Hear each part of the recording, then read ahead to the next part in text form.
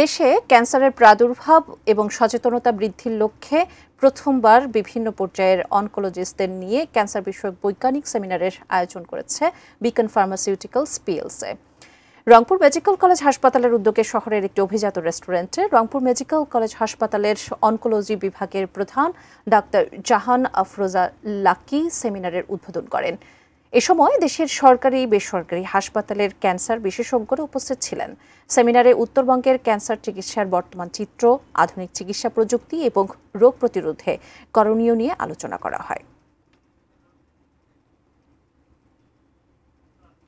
এত বেশি ইদানিং ক্যান্সারের রোগী এবং এত অল্প বয়সে সবাই আক্রান্ত হচ্ছে, এটা একটা ভীতিকর অবস্থা।